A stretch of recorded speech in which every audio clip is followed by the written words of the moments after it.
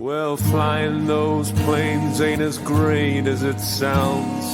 I have a story that's sure to astound. There's something quite evil that happens out there, and all of the people are so unaware. You see, I was ordered to fly and to spew a hazy white cocktail, a chemical brew. Have you ever wondered why skies are so grey? Gone are the blue skies from back in the day.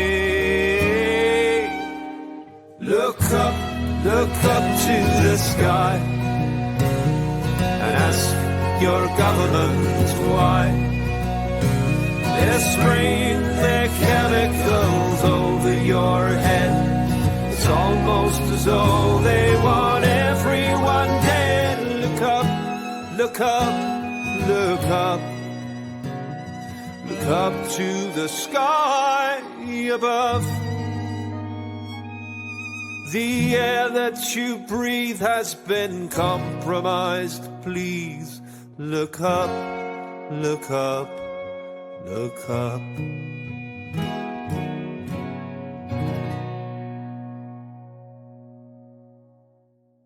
My name is Kristen Megan, and for 23 years, I have worked as a senior industrial hygienist, which is an occupational environmental health and safety professional.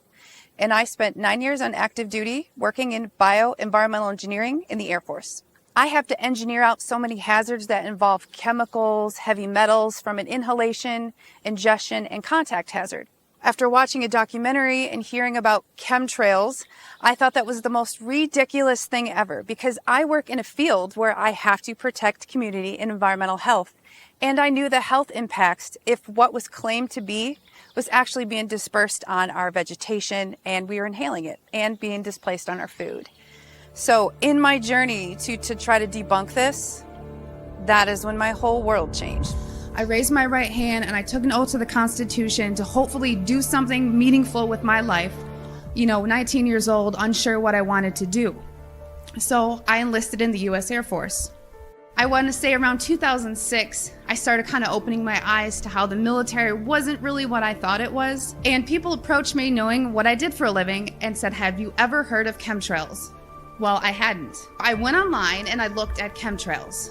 I saw a lot of, debunking, a lot of sites that were just kind of calling it a conspiracy theory. And I thought, well, geez, this is what I do for a living. Preventive health, making sure that people are not getting sick, especially in the workplace, and by things that we're doing that can affect, human health and the environment. I didn't debunk it. It literally changed my life. It's not easy standing here and telling my story. One day I was going through that computer system, which if you want to look it up, it's called an Air Force Form 3952. It is the approval of hazardous materials. I was finding tons and tons of large quantities of aluminum, barium, strontium in the forms of oxides and sulfates. So I asked the question, what is this being used for? I never got an answer, so I didn't approve it. And it sat there. And then the heat came down. Why are you behind on your 3952s? Only a select few of us did that. So I started asking questions. And at that point, my demonization began. I made my rank. I was decorated. I was a non-commissioned officer of the quarter. I won lots of awards. I had no reason for anyone to attempt to demonize me. When I started asking the question again under a new commander, I never in my life thought I would have somebody look me in the face and tell me, "I am questioning you. Is there something wrong with you? You've been looking really depressed lately. I can put you under mental evaluation for up to 120 days. Who would take care of your daughter?" Because I was divorced at the time. As soon as I heard that, I knew. It validated everything I ever thought. And I thought, I've spent 9 years of my life trying to protect human health, and here we are violating law after law after law. Just sitting here, instead of protecting the people, we are poisoning the people. And I've never got up so much courage from that fear of being thrown in a cage, because when you're in the military, folks, you're a number. You are a number, and every aspect of your life is controlled. I was so lucky that my enlistment was coming up and I was supposed to re-enlist. I ran and did not look back. And I have been blowing the whistle and shouting ever since. And I left October 27th, 2010.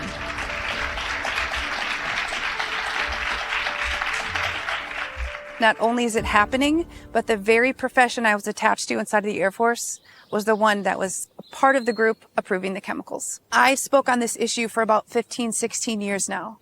My story has stayed the same. My story is a part of a bigger story, a piece of the puzzle. But I tell you, what is happening lately, what has happened over the years, more people can't deny what they're seeing. I came here to California in 1981, and the first thing I said is, holy cow, your jets sure last a long time up here, don't they? And that was the kickoff of chemtrails. I said, whoa, I wonder what's going on here in Mount Shasta. And I started taking some samples. Greetings, gentlemen. Thank you for the opportunity. I'm a retired scientist, bachelor's, cum laude in forestry, master's in zoology, 35 years, USDA scientist, Soil Conservation Service, U.S. Forest Service, civil service equivalents in range, wildlife, fisheries, geology, agriculture, soils, ornithology, entomology, botany, mycology, hydrology. Am I qualified to speak? Just letting you know it. Okay, you want some figures? Okay, latest water test. Tested the rain. 13,100 micrograms per liter of aluminum in the rain in 2013. Normally, it should be 0. So 13,100 is pretty damn much, folks. It used to be 0, then it was 100s in the 2000s, and then since 2010, it's into the 1000s and the latest 13,100. In the snow on Mount Shasta, pristine Mount Shasta, 61,000 micrograms per liter, 4 times the amount that is found in the soil up there. Where in the hell is this stuff coming from if it's not coming from the soil? You know, these tests are international in scope. We're seeing this all over the world, guys. Frankly, I was a bit scared. The limit on aluminum, I think, was 50, and I was getting 64,000. There's something going on that probably isn't good for me. Now, it wasn't always that, but it went up and down wildly.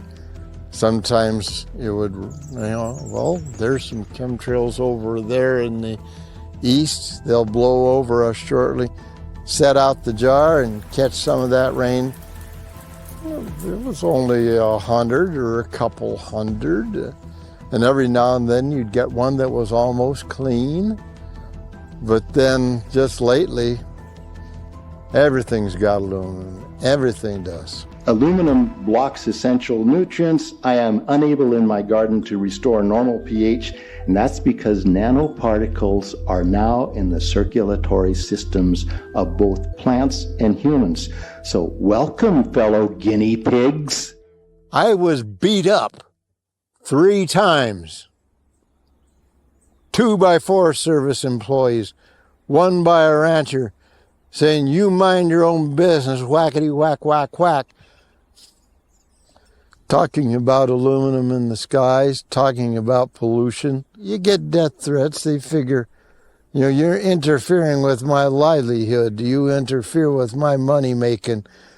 You're a threat. When the threats started coming, I realized I needed to leave. And again, I had no plan. I had no job.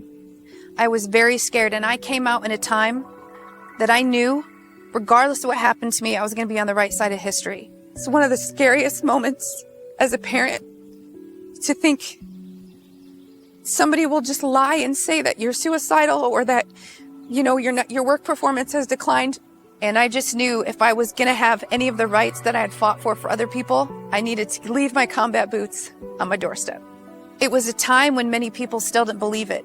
I was demonized heavily. I was granted whistleblower status. I hired an attorney. The very hazards that I'm trying to eliminate out of the workplace were now just dispersing for everyone to ingest, inhale, and land again on their vegetation.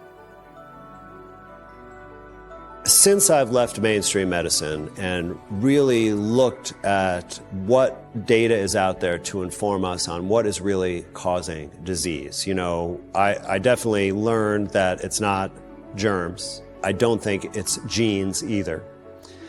And what I do see is massive evidence that we are exposed to an immense chemical soup of man-made poisons that never existed in nature, our bodies are unfamiliar with, and it disrupts our natural biology. And these come from so many different sources. But there's one source of this exposure that you really are impotent to do anything about it. And it is the geoengineering spray that's coming down from our skies virtually every day. With aluminum, for example, if it is inhaled, we know that it does get inside the body. And the same thing is true with strontium. So we may not know the toxicity based on inhalation, but we could probably assume that it is pretty similar to other roots because it does go into the same places in your body. When I learned that we are being poisoned, it's emotional every time I go outside. You know what I mean? It's to the point where I've become more of a recluse, which is not me, because I know I don't want to go out and breathe it. When I see them spraying, it just makes me not want to go out. I've overcome it because I've gone through a journey, but most people would be depressed sitting inside all day. Like if they knew that and then they were scared to go outside, they're going to get more depressed inside. I want to go out on a sunny day and enjoy time with my family and not have overcast and then have everybody coughing and sick because all this crap is just falling down. It's in our soil, it's in our water. We inhale it because what goes up must come down.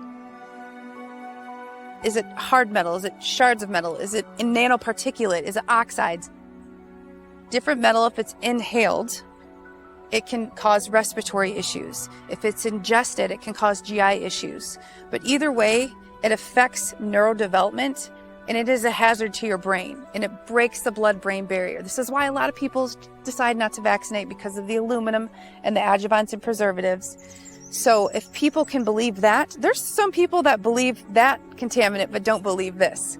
So you kind of, again, have to look at that synergistic toxicity. But when you're dealing with strontium, aluminum, and barium, all can be naturally occurring in Earth, but just like fluoride, there are different forms and different uses. So all of these metals are attacking the same target organs. It's targeting your food, your water, and it's coming in multiple different ways. I actually feel down. I mean, most people do, with days and days of just thick, nasty haze and lines. It's depressing. I'm sick of it. And I cannot control what is happening in the sky above me. I'm not having that. I can control what I put into my mouth. I can control what I feed to my child. I can control how I grow my food and if I want to spray pesticides or not. But I cannot control the experiments over my head that remain unchecked, untested. You know, nobody knows what the cumulative impacts of the aluminum, the copper, the zinc, barium, strontium, titanium is doing to our wildlife, our soil, our plants, and what it means to inhale it. We have a lot of other data on aluminum toxicity, and most people probably heard of it in the context of neurodegenerative disease like dementia, Alzheimer's, and things like that. And there is considerable evidence of neurotoxicity from aluminum.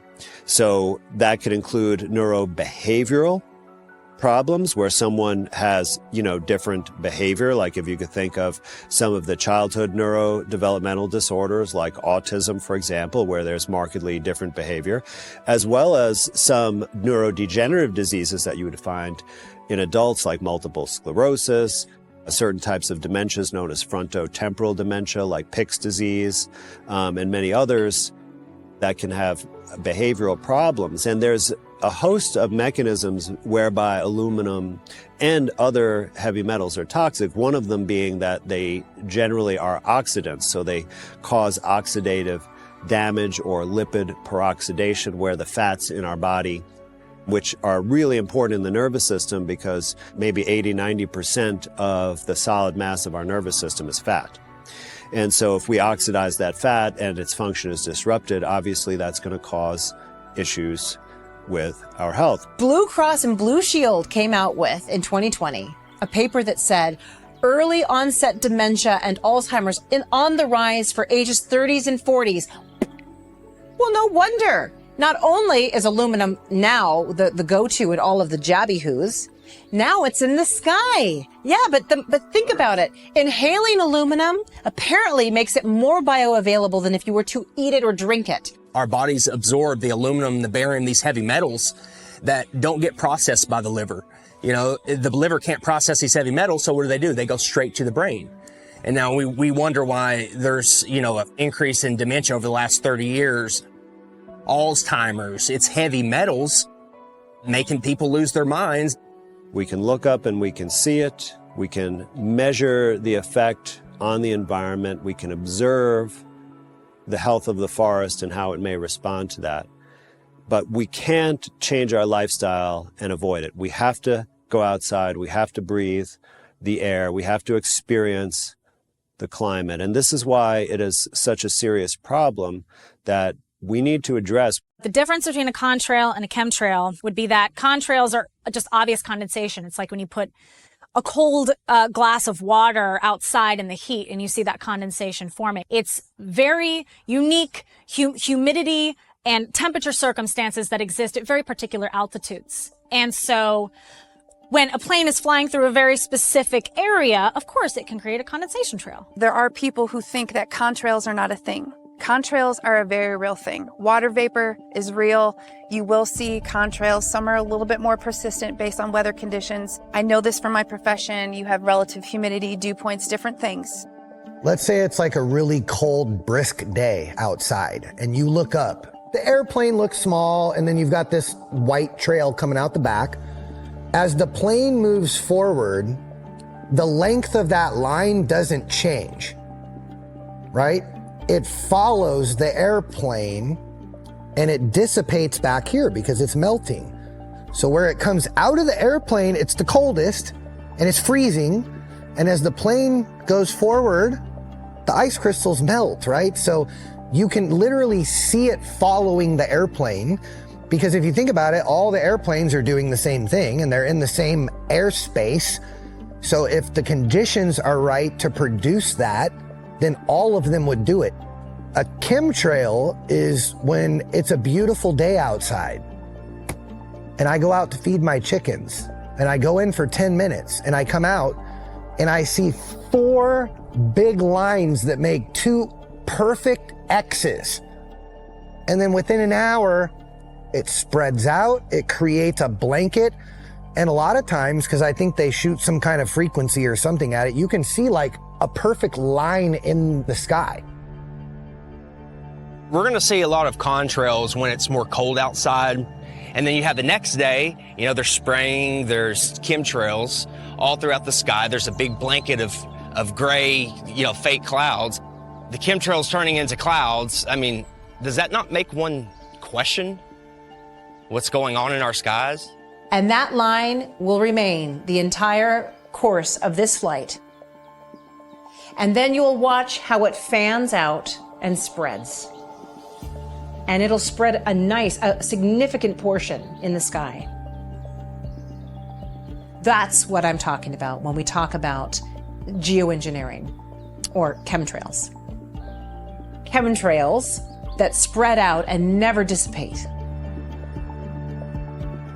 And the ones that last the longest is when you whip out my little handheld telescope in the house there, whip that out, look at it.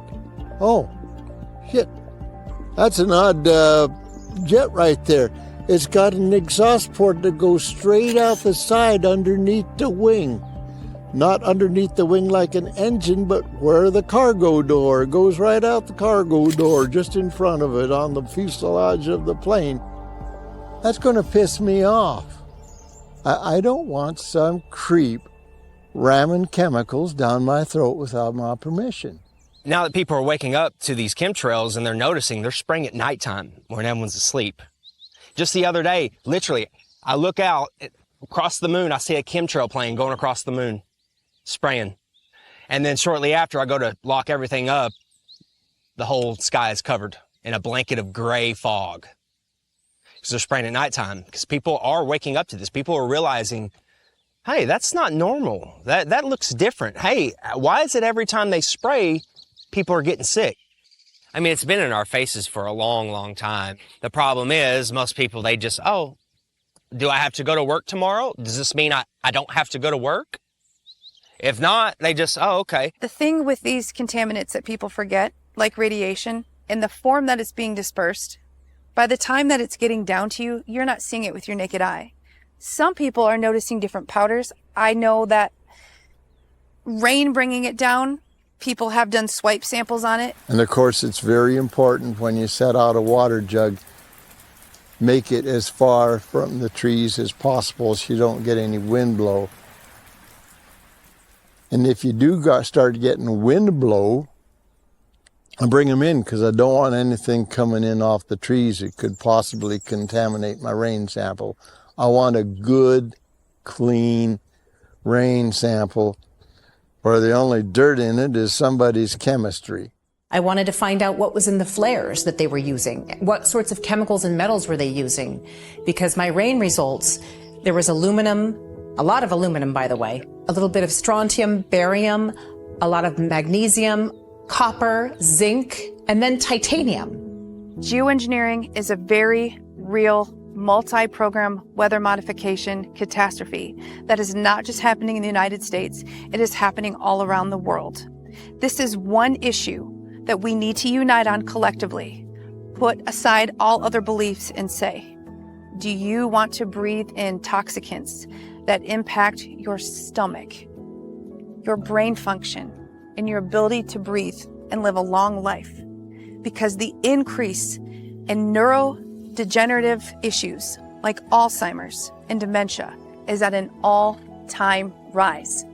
So if you're part of this group that wants to remove food dye, you're part of this group that wants fluoride out of the water, or you just want to drink water that's not contaminated by this giant company, that doesn't pay the taxes you want them to pay. Right, left, middle, upside down.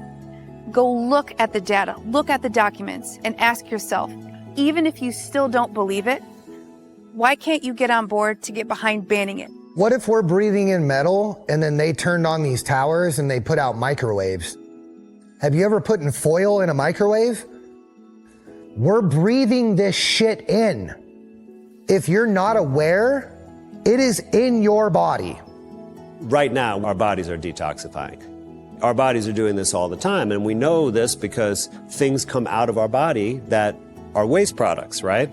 And if the waste products stay in our body, they are toxic, so that's what all detoxification is. So when we urinate, when we defecate, when we sweat, when we exhale, when we blow our nose, when we sneeze, when we cough, all of those, our body is getting rid of toxins and waste products. And actually, there are many studies that look at, for example, what's in the sweat. We can find BPA in our sweat, as well as other plasticizing chemicals and heavy metals. So sweating is a very good way to help our body purge heavy metals. Now, there are, of course, other materials that can help your body accomplish this task. What I've found from the scientific studies is really effective to help your body get rid of toxic metals are chelating substances. There are a bunch of different natural plants and minerals that have this property. And with respect to the plants, they actually have this property to detox the soil in their environment. There are many plants that serve this function and can rehabilitate the soil so that other plants can go better in that area. So two of those that are very good for metal chelation, and they have high silica components, that's the particular substance that chelates the metals, are cilantro and horsetail. And then there are also natural mineral chelating substances like zeolite and bentonite clay. Those are excellent at binding metals. So if we look at, for example, there are animal studies for cilantro, and they make a tincture of it, also with zeolite.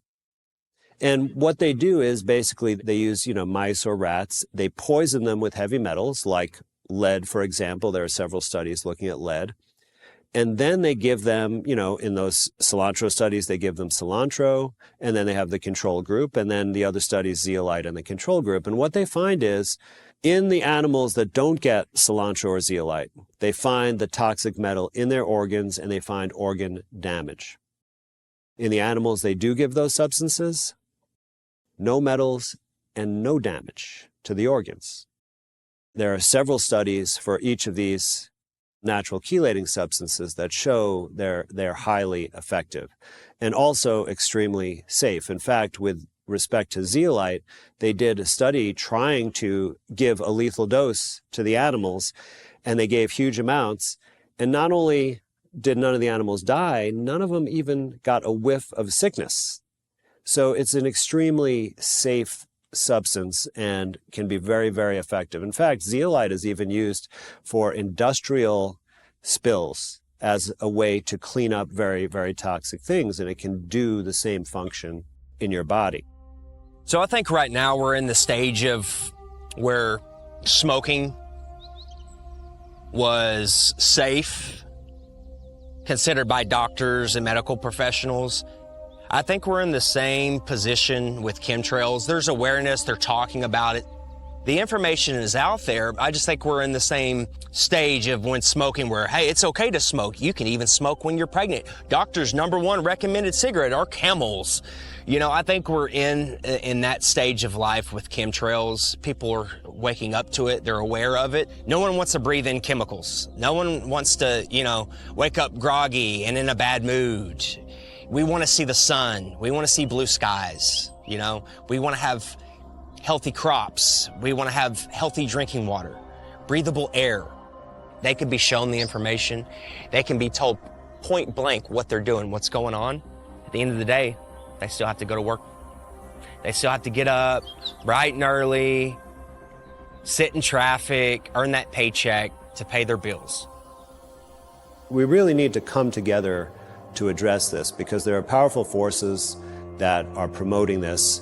There have been some attempts, but it's so easy to be defeated, right? Like states that are trying to prohibit it by law. The only problem is that the states don't control the airspace. House Bill 2063 passed in 2024 prohibits weather modification, geoengineering, aerosol dispersion of chemicals, chemical compounds into the atmosphere. Carried a small fine with Tennessee Department of Environment and Conservation, but we knew we had to do more. And so this year we took step 2 with that with House Bill 1112. I termed it as a pathway to prosecution. And our governor in Tennessee worked hard against it. He worked against it in the Senate. He and his team did. I think this is a hot issue in Tennessee. I think it's a hot issue across the United States. I was so flattered, I guess is the word, taken, that something that a country boy in East Tennessee started with this prohibition. I think there are now 32 states that have taken an attempt at this. This has become a huge issue. Florida just passed a bill, and they took some things that we done, and we talked with folks in Florida, and they've done something better than what we did in Tennessee. And it's going to require the collective states to act that way to force a really sluggish federal government to move. Unfortunately, politicians in Tennessee, like the ones that didn't vote for this in the Senate, that offered lame excuses like, well, we don't want TDEC to have that responsibility. And I would say to that young senator, read your law and read the bill. Quit taking the easy way out and quit allowing a lobbyist or the governor's office to tell you how to vote, and listen to your constituents. Because I can assure you that the constituents in the state of Tennessee want us to do something about this. These weak people like Bill Lee need to wake up, and they need to listen to their people. We're trying to take care of those folks that are traveling up and down this road, those kids that will be on Watts Bar Lake here behind me this summer. And it's as if these politicians either don't care or somebody's telling them what to think. Some other high-paid lobbyist who has a financial interest in controlling Tennesseans and Americans, and they cave to that. Shame on them. Get out of politics if you don't have the guts to stand up, get in this fight. I'm convinced this is one of the preeminent fights of our generation. Stop this evil. When states ban weather modification, depending on the population density of an area, the state really doesn't have jurisdiction above 400 to 1,000 feet. Above that is federal airspace. And this is a federal program. I do think it's important that states ban it, though, because it brings it into the news and it makes it, a big deal and raises awareness, makes people understand this is a real thing. And again, if people want to know if this is a real thing, states have bills to ban it. I think that all the states that are taking forth effort to ban it gets the conversation going. But I need to hear something come from the federal government. Because of how fast states have discussed weather modification, have implemented bills that are still going through the channel to ban this, again, it's raising awareness. But there are things that we did throughout history that we were able to ban and move away from once we realized the health and environmental issues. Spraying DDT on children, putting asbestos in our homes as a fire retardant. There are things that we have engineered out of society once we realize the harm. So this is why we have to focus on not politicizing who, why. Even if you don't think it's happening, would you get behind stopping it? Because once you understand the hazards of ingesting, inhaling, and the contact hazard and the synergistic toxicity of it coming from you in so many which ways, let's have the discussion. We have to take some serious action to solve this problem. And the first step, which I think is the goal of this film, is to increase the awareness. Because if your average citizen knew the truth of what's going on and what they're being exposed to without their consent, they would be outraged and they would take action. I was living at the time in Fresno, and I had just had my son. So I had gone from a 9 to 5, you're running around and working all day and never really observing the world around you. And it was after having my son, and suddenly I was a stay-at-home homemaker, and we were on the lawn all day or outside exploring. And that was the first time I was able to observe a clear sky in the morning with then grid patterns that would stretch out throughout the day. And then they would expand, and by 4 or 5 p.m., there was no sunshine. It was just muted out. And I observed this for a while, and then I finally was so disturbed by it, I brought it up while grocery shopping, talked to a cashier, and I said, do you notice the lines in the sky? Do you notice how it just spreads out? And she said, yeah, those are chemtrails. That was my very first experience ever observing and then also hearing the term chemtrails. So that was the beginning of this journey for me. I went home and searched for the term. I tried to bring it up on social media.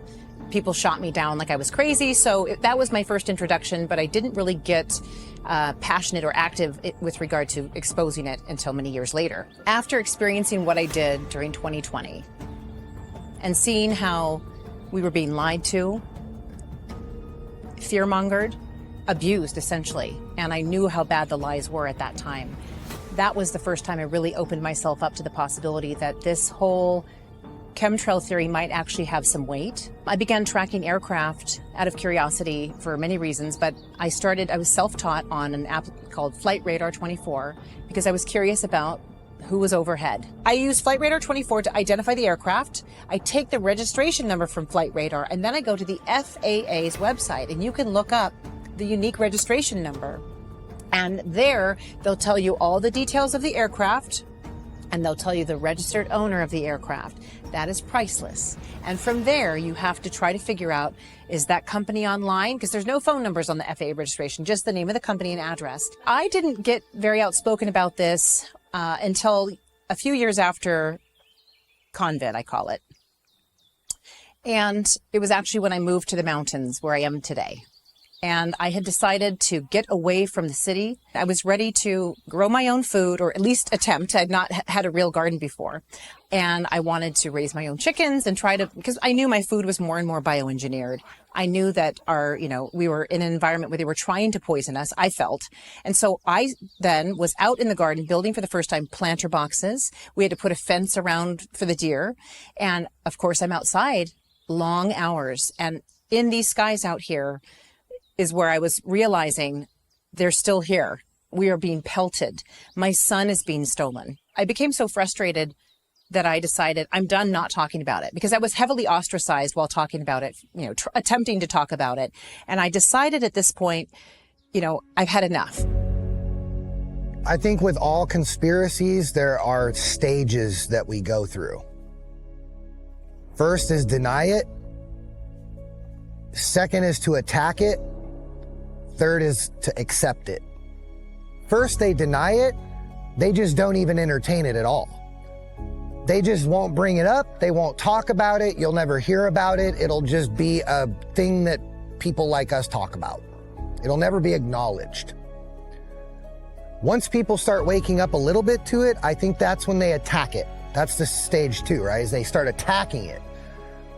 And they try to make people look stupid for thinking that way, right? They'll turn all your friends against you. They'll do the whole tinfoil hat thing, call you names, all that shit, right? And then when that doesn't work, and enough people wake up, now they have to accept it. Meaning, okay, now we have to tell the truth, but we'll just make up another lie with it. So we'll say it's just to block the sun. People are so dumb, they'll believe anything. So we'll just make up a new lie, and then we'll just tell that lie. I mean, it took them this long to figure this out, so we'll just tell another lie, right? So we'll just tell them, okay, well, we're doing it, but it's only for this reason. And most people are like, oh, okay. If you think about it, it's harming people on all kinds of different levels. Mentally, physically, spiritually. I want to come outside and enjoy the sunshine. You know, I don't want to have a cloudy, murky day. I want to see the sun. Psychologically, what that does, someone wakes up, they've been spraying all night, they come out, they're getting ready for the day, it's gloomy, there's no sun. You know, during the summer, everyone's happy, excited, they're by the pool, they're at the beach, everyone's in a good mood, it's summertime. Nothing more pisses me off than I look up and I see a chemtrail going across, flying across the sun, blocking out my view, blocking out the sun. It pisses me off.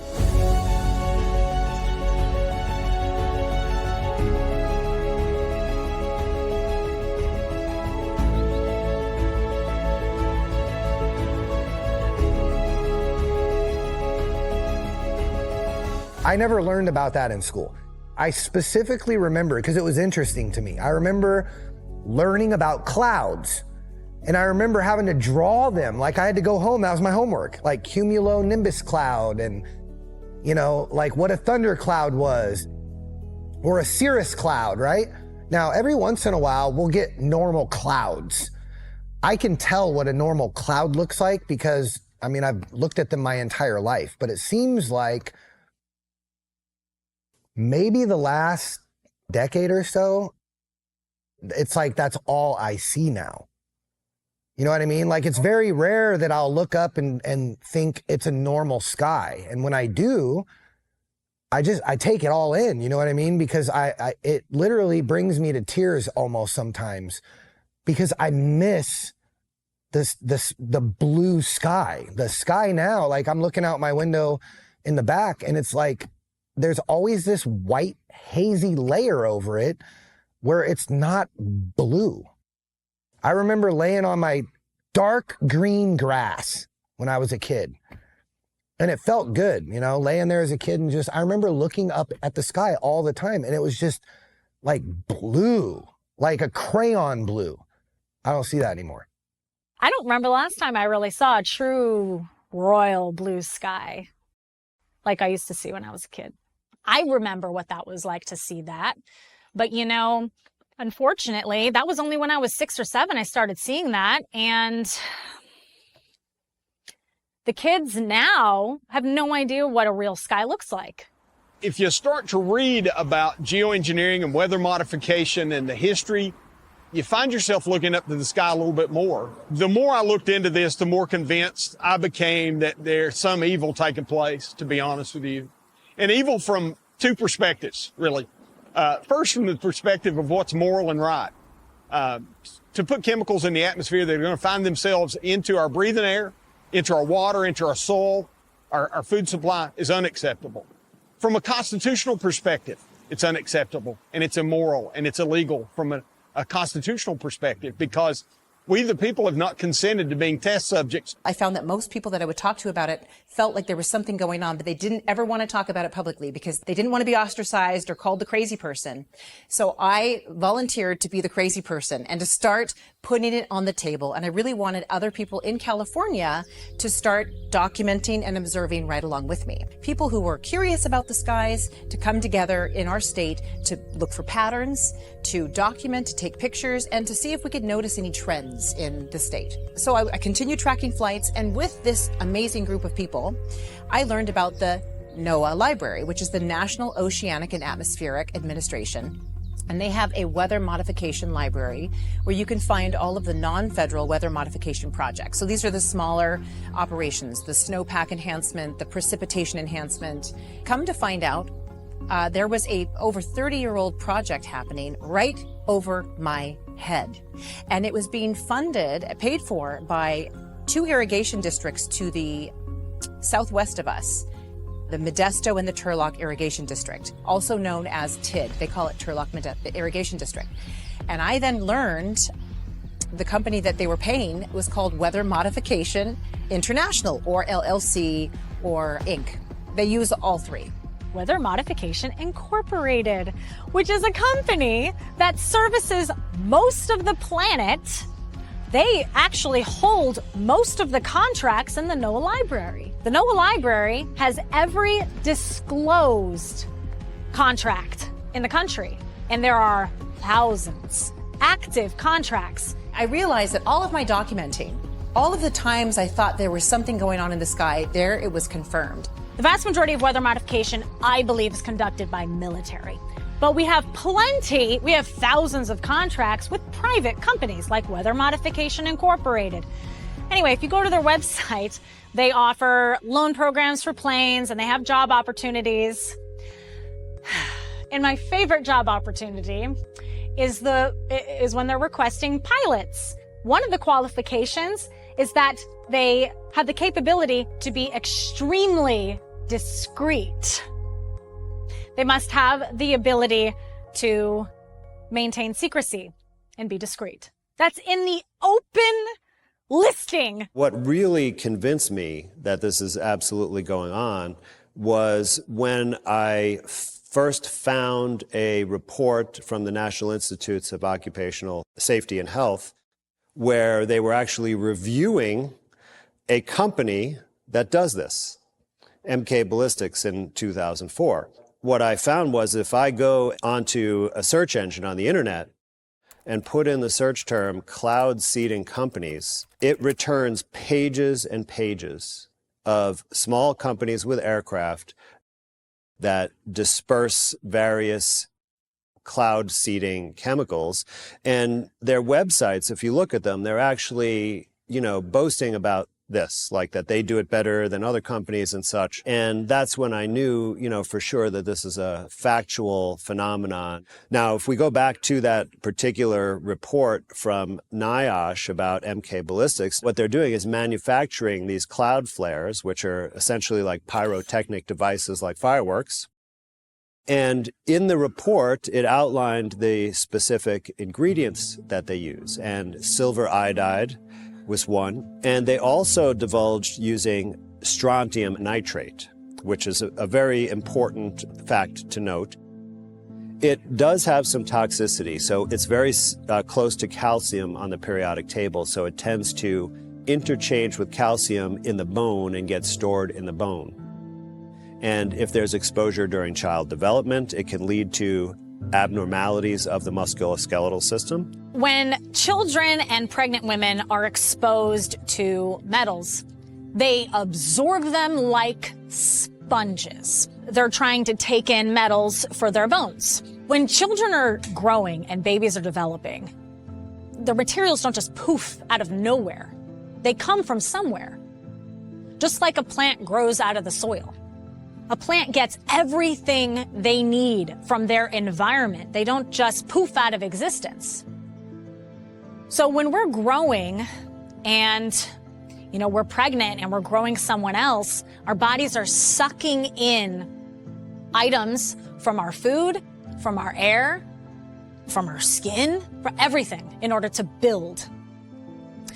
And unfortunately, what happens when you have metal contamination is that those metals confuse the body. Like, for instance, we shouldn't be exposed to this level of aluminum, this level of barium, or even cesium-137. I've seen reports that we're not supposed to be exposed to that. So what happens is a lot of these metals can get into the brain, screw up the whole blood-brain barrier, mess with your immunity, mess with your gut. I mean, the amount of damage that's done to just the ovaries before they even turn into a baby, or the sperm. I mean, every piece of life is being affected by these toxins.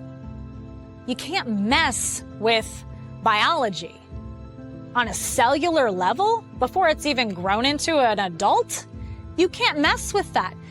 We might not even have any clue as to what humanity is capable of, because the limits to what we're capable of have been brought down so low for the last several generations. I wonder what humanity was like 1,000 years ago.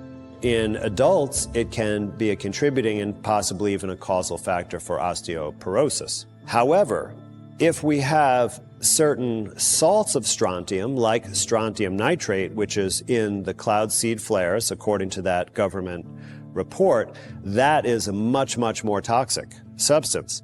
And what that substance does is that it reacts with the hemoglobin, the oxygenated hemoglobin in your body, and that's in your red blood cells, which carries the oxygen from your lungs to your organs.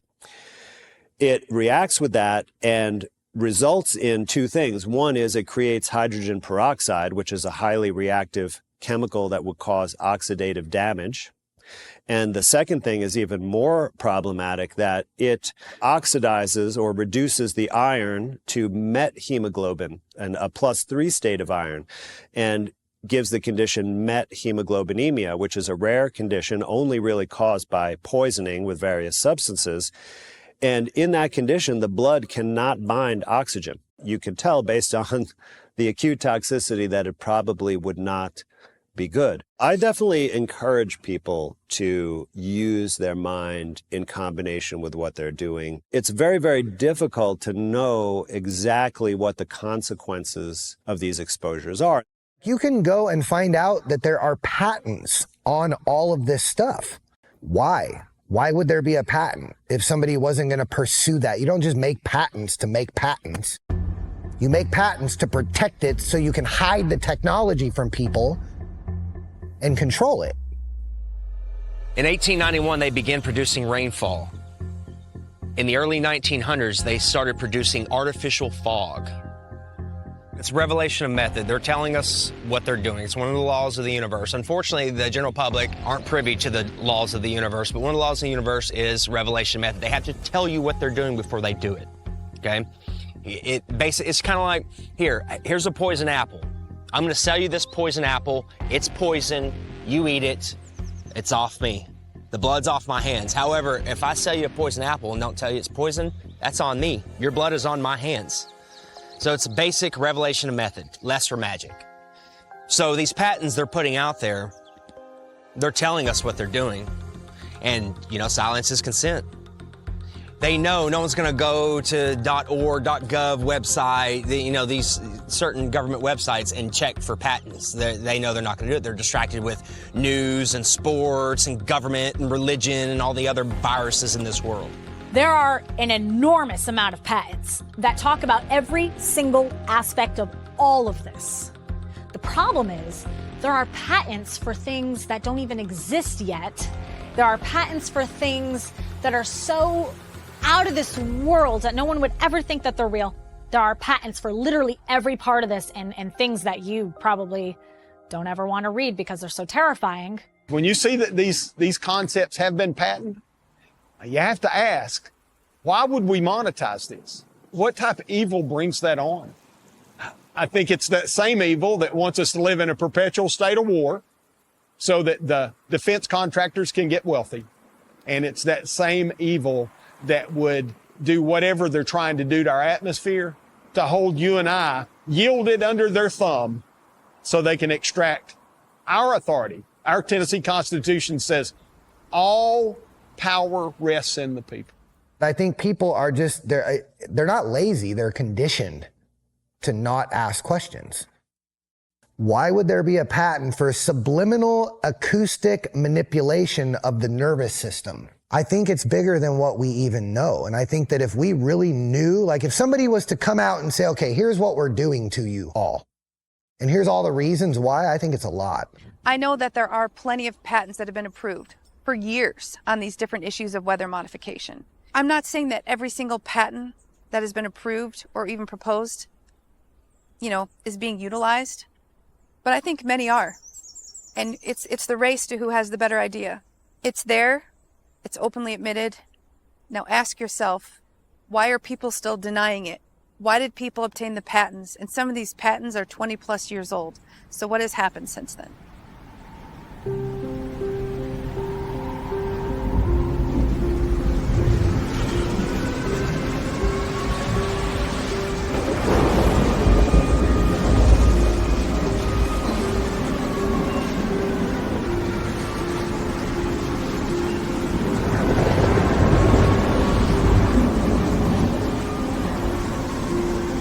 They don't mind at all bringing a storm in to be able to depopulate an area so that they can do something else there. And you and I, the citizen, bears that cost. I ask our governor, I ask our TDEC to look at that because there's law on the books, Title 58-2-116A in the Tennessee Code, authorizes the governor and his agencies to investigate those natural disaster things. Unwilling to do it, completely unwilling to do it. When they throw that stuff out there, I don't understand why people today would think that they couldn't produce a hurricane. This is military equipment. It is military equipment that's being used to manipulate weather. The NextRad towers can be used in multiple ways. One of the most simple things you can do with an NextRad tower is produce heat, because it emits microwave radiation and it can heat layers of the atmosphere. And if you were to have these speckled radar systems all over the United States, what you could do is activate the towers on either side of where you don't want the storm to go. Make them emit so much microwave radiation that the atmosphere heats up. You create a high pressure zone. And then if the storm exists and you keep pumping it with aerosols, and also you can zap it to kind of make it more powerful, pull more moisture out of the air. When you have these NextRad towers producing heat in an area where there wouldn't have been that much heat, for those of you who don't know, wind is created when two temperatures collide. It's that simple. So when you create heat in this area and heat in this area, and this area was just like normal, the storm is gonna move along that line. It's gonna move along that line. The last three identical storms that have floated through the center of the United States from around Texas up into New England, that has had the identical qualities every single time. Every single one of them has had that rippled radar affecting the source of the storm and then going around the more severe areas. I see storms all the time. I don't see that around normal storms, but I've been seeing it around these. Literally, it looked like a frequency was being emitted from these towers that was causing a ripple in the radar and ripples in clouds. For anyone who even questions this, you can go to a very simple website. You can go to the NOAA library. NOAA has an article on their own website, a 70-year anniversary of seeding their first hurricane. And there are these massive planes that can fly into the weather, into the swirling weather. And what they had done 70 years ago was they had seeded a hurricane, and the hurricane picked up speed and diverted and actually took out a nice chunk of Georgia. And it cost a lot of money and people were very upset. They discussed it. They had to let the public outcry die down, and finally they had to do things on the down low, right? So they continued with their experiments. Well, what I saw recently as I'm tracking the aircraft in the sky is the hurricanes that were coming into Florida. There was a NOAA aircraft, the same type. It was a Lockheed Orion, flew in to the body of the hurricane and did its moves. Then you had a Gulfstream that belonged to NOAA above the storm at like 45,000 feet. I am of the opinion now that these 3-letter, 4-letter agencies that are raking in billions upon billions of dollars of taxpayer money are not really looking out for our best interests. I think that they're all working to serve a purpose, because what we see now today, the manufactured fires that are burning out of control, and then suddenly precious land that belonged to, generations of landowners and families gone, now up for grabs by the BlackRocks and the Vanguards of the world. You have the flooding that destroys people's homes, causing excessive floods, causing severe weather, causing excessive drought. Yeah, I mean, weather manipulation, people think, oh, it's too big to get control of. Not really. Not really. Because all you really need is heat generation. And actually, just with heat generation alone, you can do so much. The towers emit a strange pattern before unusual weather events on a very consistent basis. If you change something here, it might affect something in the future. If you're messing with Mother Nature here, this place that normally gets the rain and relies on the runoff to fill this river or stream, you're totally messing with that. And I think we're starting to see impacts of it.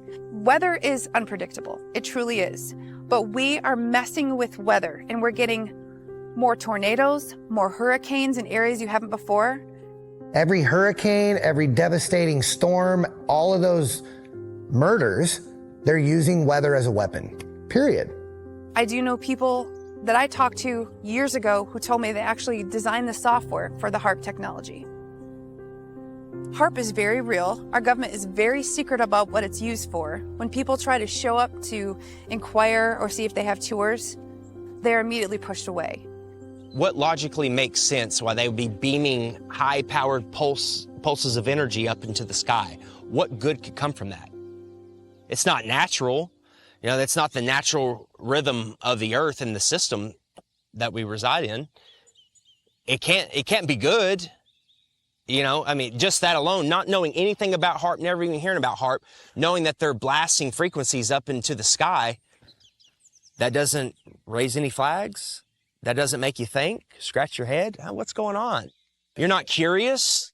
Just look at the record tornadoes in Arkansas. I mean, look at all the flooding and North Carolina, all these storms, hurricanes, like wildfires, all these quote unquote natural disasters that are just popping up left and right. If the technology was available in the 1960s to do that, and that we have HAARP and all of these different mechanisms that are able to manipulate the atmosphere if we put the right chemicals and metals and compounds into the atmosphere. HAARP is scary as fuck.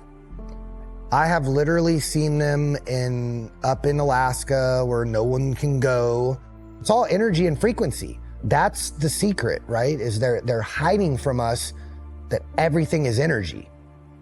And with this HAARP technology, I believe, and again, it goes back to the patent, they can use it to manipulate people's minds. HAARP, which is stationed in Alaska, big system. You can't have HAARP systems all over the country. You also don't need them. HAARP is very powerful. It can affect a vast majority of the planet, but it makes it far easier to control unique areas if you have sort of essentially local antennas all over an area that you can work with. So the idea is NexRad is sort of an extension arm of HAARP. We can utilize these towers all over the country to emit very particular frequencies. HAARP, like I said, is in Alaska. So if it wants to emit a frequency that goes all the way to Florida, it's going to be crossing California and Tennessee and everything all the way over to Florida. But if you have certain towers that it can communicate with, then you have a much more customized weather modification system. And we have a lot of NexRad towers. When you have these nanoparticulate metals, can they be controlled? Can they vibrate? Can they be steered? And that seems very plausible when you look at some of the very unpredictable, very out of the norm hurricanes that just recently occurred. If you just look up our government's own documents, a lot of people who still don't believe this, at some point are going to have to wake up and join us. When you start to look at the materials in the research that we have barium and strontium and aluminum and nanoparticles, I think some of these technically incompetent politicians don't understand what a nanoparticle is. They can't grasp that.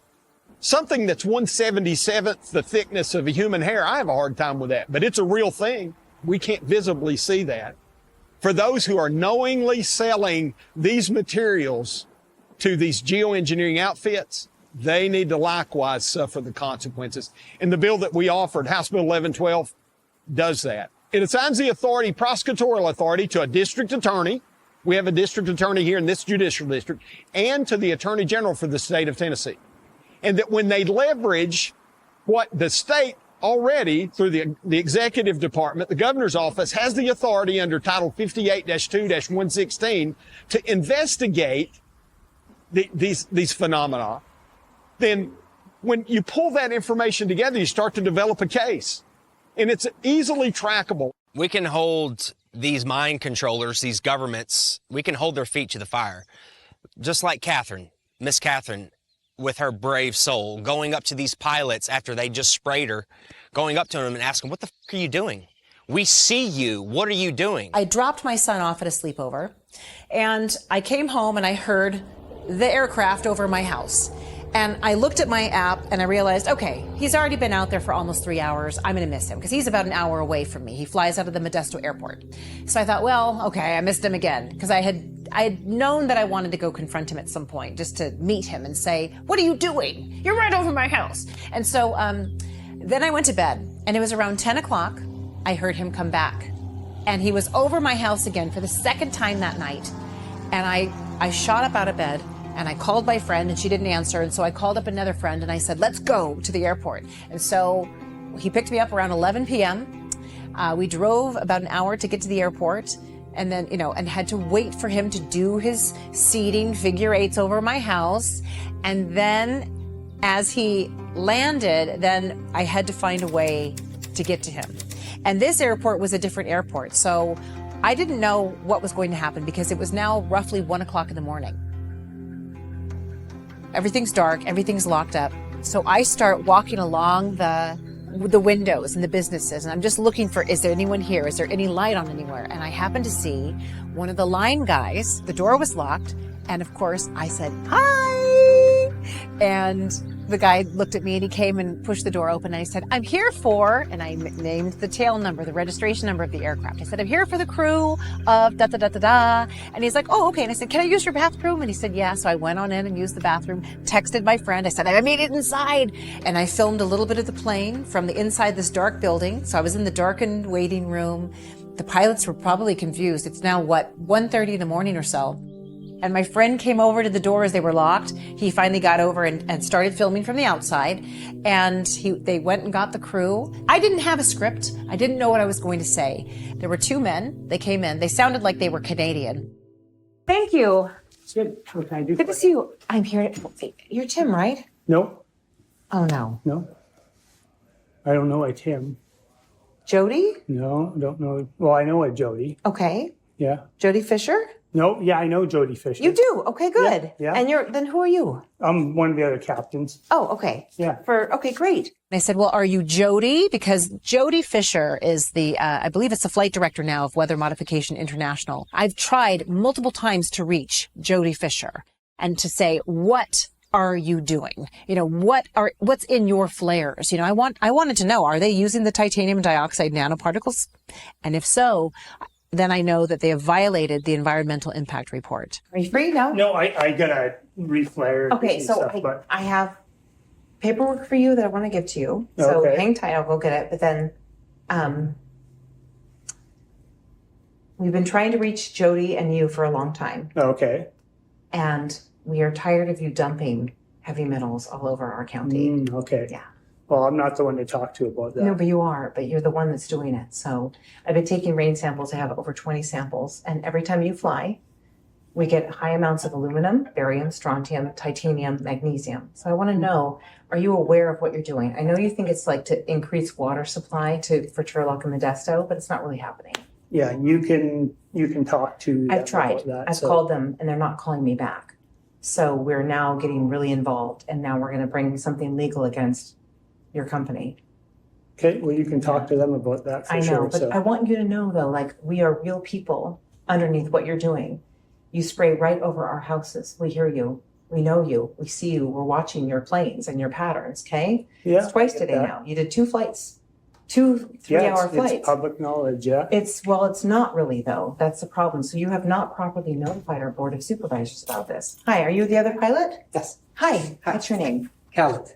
Khaled? Yes. Yeah, Okay, it's hi. not- Hi. It's not we have people at home base that you can talk to about that stuff. But they've not called back. So now we're getting to the point where we're getting our supervisors involved. So the supervisors of our county needs to be notified. They've not been notified. You've been doing this for 30 years. I know it's a long time. You guys are like, it's cool, it's easy. We're talking about all of the metals and the flares that you're using. So aluminum and zinc propel the silver iodide. You're spraying right over us all the time. What you're spraying is not good for the environment, and it's not good for the people because there's an early onset dementia, there's Alzheimer's, things are starting to happen to people's health. And I really do believe there's a linkage to what we're breathing in the environment every day. When you guys spray us in November through April, it's your yearly contract. I'm aware of that too. So I just wanted to meet the pilots and say, you know, where's Jody? I've called Jody, I've talked, I think Leslie was the other one, Leslie Fisher, Yeah, Lisa. probably his wife. Okay, But yeah, yeah, no, that's their responsibility. That's not our I responsibility. understand, yeah. But the money that you're receiving to do this is coming from, is it taxpayers that are paying for this? That's not my department. I kept my cool, but he wanted to sort of blow me off. But at the very least, I thought, he can see I'm a real person. I'm here in the middle of the night, meeting him inside the building that the public doesn't have access to. I'm serious, man. I have a family. I have chickens. I have a garden that I'm trying to grow. And you've been doing this for decades. Are you aware of the cumulative impacts of the metals you're dumping over our heads?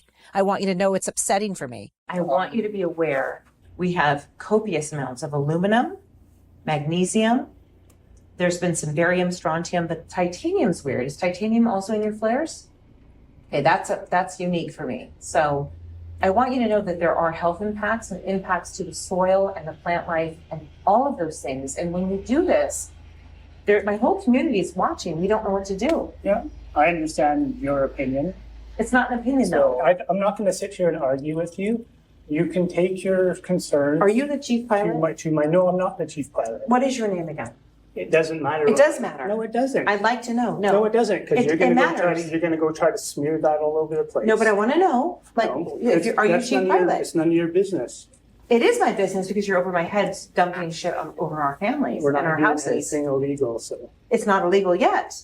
But now we haven't had air district hearing boards for years now, and people have not been paying attention, but people are starting to pay attention because they do care about their health and the health of our food and the health of our population.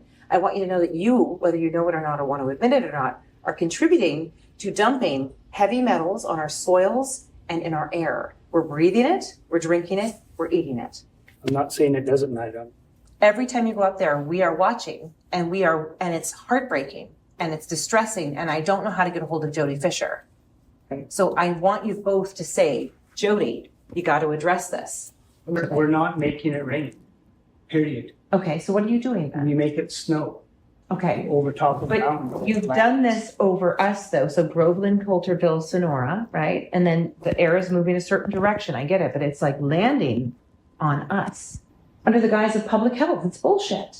I'm sick of it. So I've come out here tonight when I'd rather be sleeping. And because I wanted to just find out, do the pilots know, have you been doing this for a while? Yep. So when you're up there, just know that someone's down there looking up going, what's going on? Yeah, I know. I don't ever think that there's not people watching this. Yeah. Okay. People do care. Yeah. We care deep. I know that. I regret that I did not get a picture of his face. And I also did not get his name. He refused to give me his name. But that's okay, because what I had was the audio of the interaction. And I, of course, like I've done in the past, I share my interactions. I share my observations, my experiences. I had no idea that it would receive so much attention. When I actually got home, it was about 4 a.m. and my adrenaline was pumping, and I shared the audio. I listened to the audio on the way home with my friend, and he was like, "You are so calm." And I was like, "I know." And he admitted it. And he's really saying it, because it's so hard to get people to believe it's really happening. You have to hear it from the horse's mouth. And I think that's why it was so impactful, is that people finally realized, oh, there are real people in these planes hitting the flare buttons and the ejectable flares. They have burn-in-place flares, ejectable flares. Poof, there's all the aluminum over this concentrated area. It's going into our water supply, it's going into our nose, it's going into our mouth, it's settling on our skin. It's slowly ruining your brain. It's slowly ruining your body. And it's making me sick and killing me too. I've got cancer, and I think a lot of it is to blame on the chemical companies, and that might be a background factor. It's no good for any of us. It'll kill us. The thing that upsets me the most is the guys in the corporation, the CEOs and the corporate bosses. They're breathing the same stuff and haven't figured that out yet. And they say everything's fine. How can they do this to me and to us? And wow, it's bad for everybody. And sometimes I wonder if the lawmakers and the politicians and the CEOs aren't poisoning themselves and leading themselves by the nose into destruction. Look up, listen. This is not left or right. We have a right to clean water and air. And the same people that used to be the environmental tree huggers that didn't want large companies improperly disposing drainage into waterways. Your own government's doing it, and you're demonizing the people that have seen it, uncovered it, and risked their lives talking about it. My name is Justin Harvey, and I am a health freedom advocate from Orlando, Florida. As of late, been speaking a lot about fluoride, but if it's got to do with our health or our freedom, I'm usually involved. And this time we're in Texas talking about geoengineering. And while there are many state bills being proposed across the country, we have to step up locally. We can't just depend on the state and the feds to take care of this issue for us. You've got to get out there, educate your city council members, and encourage them to do the right thing and protect their local community. Don't depend on state and federal governments to get this done for you. That is not what's going to get it done. What's going to get it done is real people going into their local communities and raising awareness and making noise. That's what it's going to take, and that's what we're here to do tonight. I come here all the way today to bring awareness to an issue of weather modification, also known as geoengineering, which I'm sure some of you have heard of by now. This is something that affects all of us as it consists of the air we breathe. These programs consist of spraying tons of patented aerosol pollutants into our skies without public consent. This includes aluminum, barium, strontium, and more. And while there are plenty of people that say these programs have been going on for decades and they do have some decent receipts, I don't even really think you need to take it there. You can simply point to these article headlines that I've brought here today. And they start with, "Is it time to consider dimming the sun? Harvard's Solar Geoengineering Research Program." Forbes article, "Bill Gates venture aims to spray dust into the atmosphere to block the sun." Fox News, the Biden admin was considering blocking the sun to prevent climate change. CBS News, controversial spraying method aims to curb global warming. And last but not least, the CIA director, former, said, "A personal program that has gained my attention is one of stratospheric aerosol injections," which is a fancy term for the chemtrail word. You can no longer call something a conspiracy theory, I don't believe, when Harvard, Bill Gates, the White House admin, former, and a CIA director are all calling for these programs to start. This demonstrates that there are people in power that have every intention to carry them out, and we should put preventative measures in place to make sure that they don't. And people say, well, Justin, this has never happened. In 1955 in St. Louis, they sprayed chemicals over an impoverished St. Louis community just to see what the effects would be. Now, 5 years ago, this speech was laughed at, and I was tossed out of here, and it was a loony bin kind of talk. But we've currently got 30 states propose bills to ban weather modification, including Texas. And the EPA's announced they're investigating it as well. This is no longer controversial.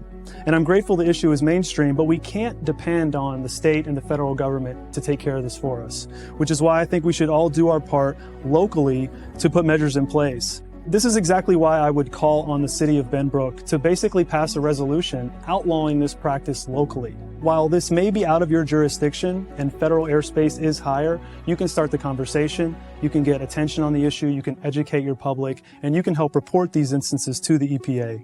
Just because it could be out of your jurisdiction doesn't mean there aren't ways for us to fight back. You have a platform and you can use it to educate the public. If enough local communities and state governments shine a light on this issue, I'm confident that we can stop the practice, whoever's carrying it out. I encourage everyone to start testing your soil, looking at these things. Mike Adams is already looking at our soil samples in Florida. The experts say this stuff accumulates in our body over time, and I don't want to be breathing microscopic bits of aluminum, my family, who knows what else. And we all know what happens when metal is in a microwave. So I really hope they don't crank up those radiation towers that have been put on every street corner. These are valid and concerning questions. It should be a common sense issue to fight for clean air in your community. I truly hope that we can get something passed here locally to address this issue. Thank you so much for your time, and I'd be happy to answer any questions that you may have. And I'll be happy to send you the articles that I mentioned as well. Thank you very much for your presentation and for raising awareness on such an important topic. Thank you so much. This is your opportunity to go out and do this in your city, in your county, because I'm just one guy. I had no public speaking experience. I was terrified of it. But when you go out there and you get a little handle on it, you just prepare your 2 to 3 minutes, you go in there and educate them. And then guess what? They're like, oh man, 3 people came to the city council meeting talking about this. Maybe we should have a meeting about it. Oh wow, 2 cities nearby passed something. Oh wow, the state next door. It's just a domino effect. So once one person goes out and starts talking like I did about the fluoride issue, people will come with you and you will build your small little army of people that can go in and get change made. I think that we've hit a point of acceleration of awareness of this, that we have the inertia, that it's moving. And it's moving at a much faster rate than what it was some years ago. There's so much information that is coming out right in front of your eyes, and it's desensitizing people. Because when it's openly admitted, 100% by a federal government and in the mainstream media, I think that's when people will start asking, well, is this safe? If you're paying attention, the UK just passed and admitted they're going to dim the sun. If you would have asked me in 2010 if it would be so openly discussed now, I would have never believed you or myself. The number one weapon, true weapon that the government has against the people is censorship. And we've seen this excessively for a long time. The reason why censorship is the greatest weapon is because unification is their greatest enemy. If we all have information that makes us angry about something, we're all going to do something about it. If you think of the word government, govern means control, ment means mind. All government means is control the mind. Do we need a bunch of bureaucrats and politicians controlling our minds? Are we not capable of thinking for ourselves? Do we really even need a federal government? A federal mind control program that steals our money and sends it overseas? We needed government and representatives back before we had cell phones. When hey, Tanner, get on your horse, you represent us, ride out to Washington and tell them what we want. We needed government and representatives then. Now in the age of technology, we don't need fucking government. It's a corporation. And in my opinion, the corporation needs to be dissolved and all the power go to the states. And that way we have no more tyranny. We need to prosecute those people that are doing it. I don't think we fully understand what has happened to us collectively in just allowing ourselves to breathe continually these chemicals, whether it's aluminum or silver iodide that we use in the cloud seeding. That has an impact on our bodies. And we regulate industry every day to make sure that we don't emit hazardous materials into the atmosphere. Yet we're turning a blind eye while people purposefully do that. There's a time to fight. Don't come after my rights. Don't come after my guns. Don't come after my free speech. There are things worth fighting for. And those people that are spraying our skies today and trying to usurp control over you and me and us, they need to be punished for it. We're in a war. This is a war against me, you, our children, our grandchildren, and generations to come. This is war raged upon us. This is warfare. A revolution is where a group of men stand in one spot and say, enough is enough. You're not spraying us anymore. And the only reason why we haven't is because most people are docile and the other people aren't aware of it. Now, with this film, they're aware of it. So do we stand in one spot and say enough is enough? And if they don't listen, we take it to the next step? This is something I just feel we the people, regardless of politics, are going to have to sit down and say, this is happening. And it doesn't make you a crazy conspiracy theorist because you're acknowledging it. Send letters to your local representatives, send letters to the administration, raise your voice, because as soon as everyone starts bringing it up, which is already happening, thankfully, it's either going to have to stop or they're going to have to address it head on. It's nice to see the potential of humanity rising up again. And I think that the warrior inside is not going to put up with it anymore. I think we're going to stop it. I want the world to know its purpose and remember what they came here for.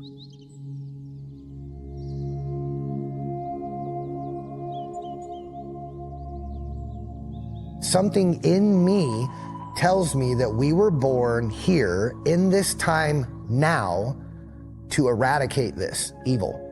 I believe that God created humans in this form that we're in right now, because God created everything, right? He created all these other entities because it all comes from the source. There's only one energy, and it's all energy. I believe that humanity has the divine spark that is the only thing that came from source that could eradicate all of this evil. And that's why they hate us so much. That's why they will poison us. Because if we were to wake up all at one time, which I believe we're going to get to that point because we're seeing it literally happen right now. Open our eyes, ask questions, stay curious, look for the safety data sheets, really look into it. We all have to look out for each other. It really is, I feel, all of us against a powerful few. And if we understood and could own our power, because we have a lot of power, when you stand in your truth and you speak from the heart and you say, I do not consent, I didn't give you permission, I want you to stop. There's power in that. I just want to thank everyone that's a part of exposing this, from the filmmakers to the other professionals, activists, or just subject matter experts that have lended their voice amongst a lot of hatred and bastardization. A lot of times when you present people with ideas, they call you crazy, but I know at the end of the day, they go home and they look it up. So I just want to thank everyone else that has come forward to talk about this, because we have a lot of problems in this country, but this is a world issue. Please do something. Try. Be actively compassionate just like Jesus did. Please do that. Please. Okay, I've said all I need to say. What if these people just keep doing this and introducing more toxins to just shorten our lifespan more? Because, again, if humanity woke up as a collective, right, which is the reason why we are doing this, if we all came together and we stopped believing in this reality they've created where we need their money and their electricity and their water, I mean, we can get all this stuff from the earth, right? But we believe in this reality they've created for us.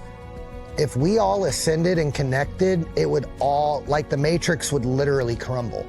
If we care about the future for our children and our own health and future generations, then we can no longer afford to be spending most of our time entertaining ourselves with frivolous baloney. You know, it's the bread and circuses of today. My hope is that people really start just looking around and asking questions. Question everything. Because, again, the lies have been told for a very long time. And there's more at play here. We are not frightened. We are enlightened. We know what you're doing. The storm you made is brewing. Yeah, we will fight it. For we are united. But when we come together, we will clear the skies forever. you see our day is finally come? We know what you're doing and what you've done. No more deception. You will learn your lesson. We will be victorious. Justice will be glorious. Can't you see our day has finally come? We know what you're doing and what you've done. We are not frightened. We are enlightened. Yeah, we know what you're doing. The storm you made is brewing.